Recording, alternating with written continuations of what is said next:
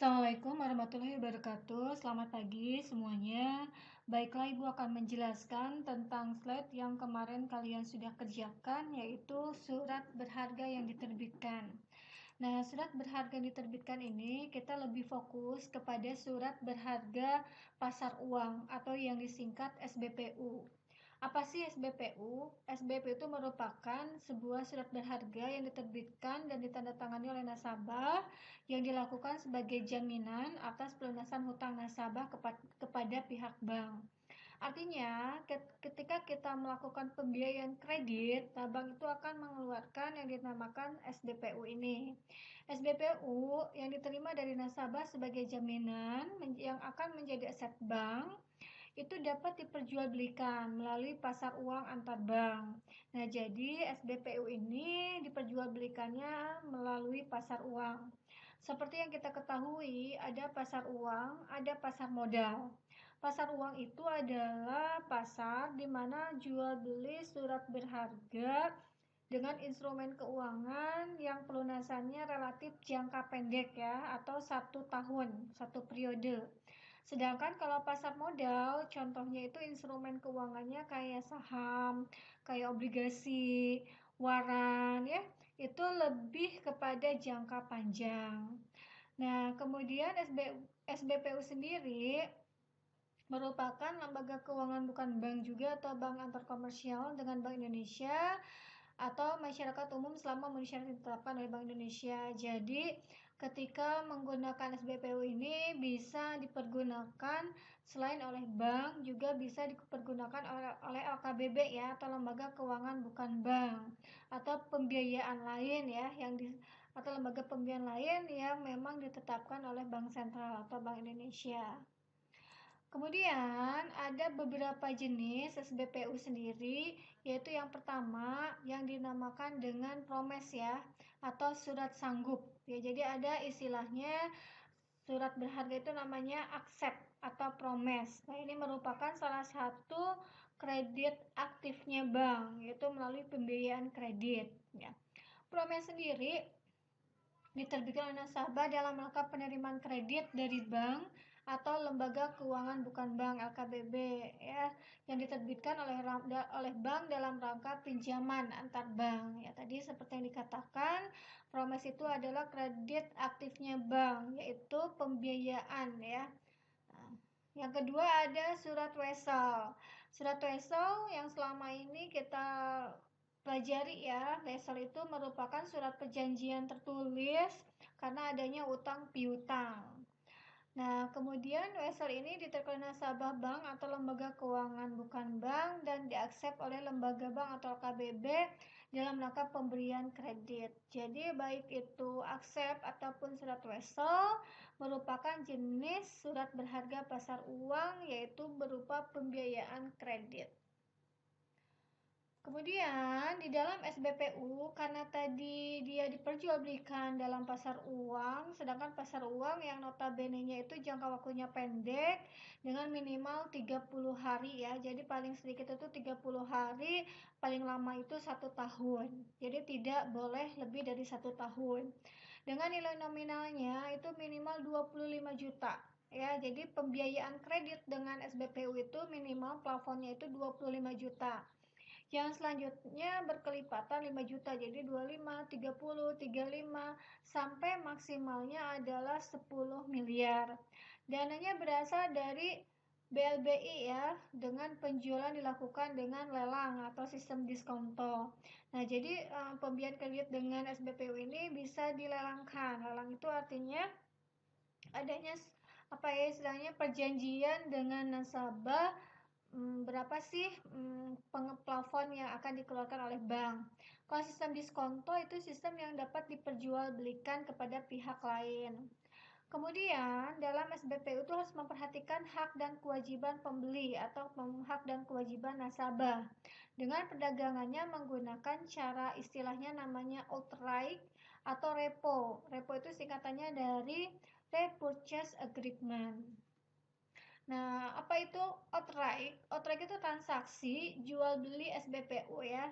Jadi ketika kita melakukan transaksi jual beli SBPU, istilahnya dinamakan outright. ya. Sedangkan repurchase agreement itu transaksi perdagangan yang mensyaratkan penjual membeli kembali SBPU sesuai jangka waktu yang diperjanjikan.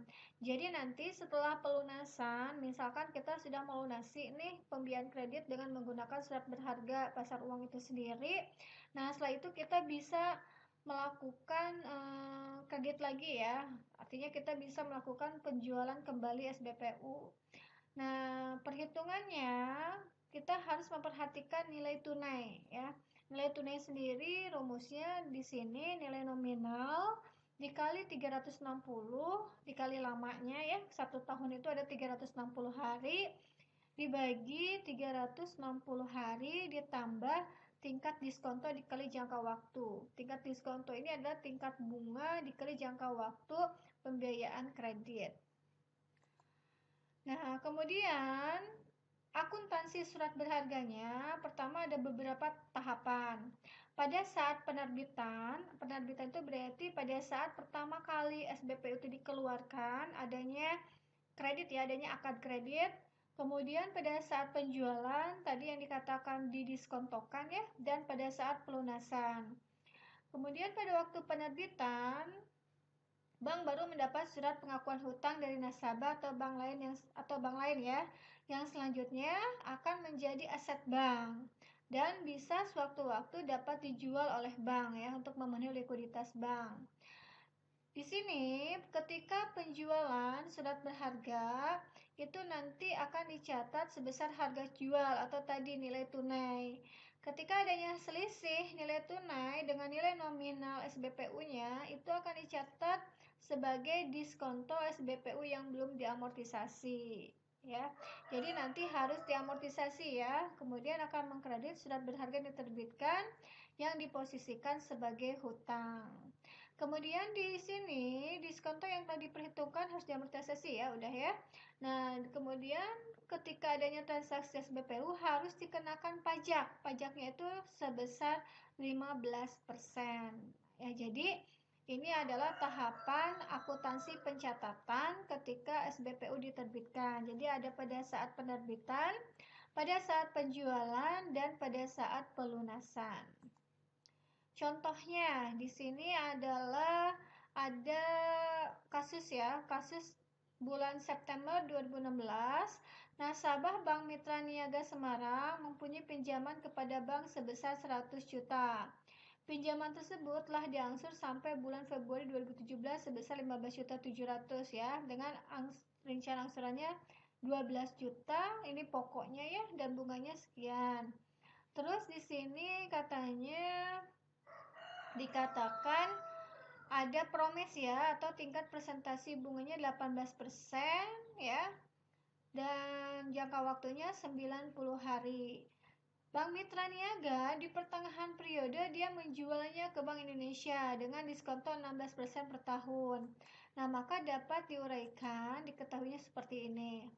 Tadi plafon kredit batasannya 100 juta yang sudah dicicil ya, angsuran pokoknya 12 juta. Berarti outstanding kredit atau kredit yang masih sisa yang harus dibayarkan oleh nasabah sisanya 88 juta. Bunganya katanya nunggak ya sebesar 4.800.000 ya. Dan ada nilai tagihan bank terhadap nasabah sebesar 92.800.000. Bunga promesnya berarti akan dihitung seperti ini. Nilai tagihan dikali tingkat bunga promes dikali lamanya, yaitu 3 bulan atau selama 90 hari. Karena 1 tahun itu 360, berarti dibagi 360. Nah, bunganya segini. Dan nominal SBPU diterbitkannya senilai 96.976. Ini jurnalnya ya. Jadi pertama awalnya kita jurnal, muncullah surat berharga yang diterbitkan, senilai tadi nilai nominal yang diterbitkan ya, dan senilai nilai tunai. Kreditnya adalah kredit yang diberikan, outstanding kredit ya, sisa kredit yang tadi sebesar 88 juta. Kemudian ada pendapatan bunga sebesar 4.800 ya, yang sebesar tunggakan, dan bunga SBPU diterima di muka yang diterima duluannya sebesar perhitungan yang tadi 92.800.000 dikali 18% dikali 90 dibagi 360. Nah, seperti ini jurnal pada saat penerbitan pertama kali Promes, ya. Kemudian ada lagi pencatatan bunga SBP diterima di muka. Nah, ini pencatatannya itu adalah per periode. Karena kita 3 bulan, berarti diambil ya, atau kita catat per bulan. Bulan Mei, bulan Juni, dan bulan Juli. Totalnya itu kan tadi bunganya itu sebesar ini ya, sebesar 4.800.000 kan. Ini akan dibagi 3 ya. Bagi 3 berarti jatuhnya segini. Maaf, bunga SBP diterima di muka ya. Berarti bunga SBP diterima di mukanya ini 4.176. Nah, ini 4.176 dibagi 3 ya, dibagi 3 periode. Jadi satu periodenya 1.392. Nah, pendapatan bunganya nanti akan dibagi 3 juga ya. 4.800.000 dibagi 3. Nah, berarti jatuhnya segini ya. Dan sisanya akan diakui sebagai hutang pajak. Nah, ini jurnal pencatatan bunga SBP diterima di muka ya. Dan ini ada contoh lagi ketika tanggal 31 Mei 2017 itu akan didiskontokan ya, akan dijual. Dijual berarti berapa sih jatah pihak yang ketiga yaitu Bank Indonesia. Nah, dengan sisanya berapa? Maka ketika penjualan harus dihitung dulu harga tunai tadi ya. Nilai nominal SBPU dikali 360 dibagi 360 ditambah tingkat diskonto dikali lama sisanya periode. Karena 2 bulan lagi berarti ini 60 hari, maka nilai totalnya 94.457.143. Nah, ini jurnalnya seperti ini. Maka di debitnya giro dengan diskonto ya, di kreditnya surat berharga SBPU.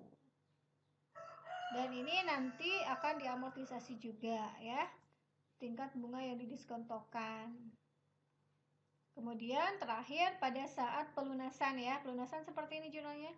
Debitnya adalah cash, kreditnya surat berharga diterbitkan tetap sebesar nilai nominal pertama kali sebesar 96.976. Seperti ini ya, ini ketika perhitungan pendapatan bunga bersih ya. Pendapatan bunga bersih itu akan dikenakan pajak bunga sebesar 15%. Ya, berarti pendapatan bunga bersihnya akan dikurang-kurangi ya. Awalnya kan 4.176, kena pajak 15% sebesar 602.400. Kemudian ada pendapatan bunga setelah pajaknya berarti senilai 4.176 dikurangi 626.400. Terus ada yang didiskontokan yang akan diberikan kepada Bank Indonesia 2.518.857, maka pendapatan bunga bersihnya segini. Terima kasih. Mungkin seperti itu penjelasan tentang sertifikat yang diterbitkan. Apabila ada yang kurang dipahami, silakan ditanyakan. Wassalamualaikum warahmatullahi wabarakatuh.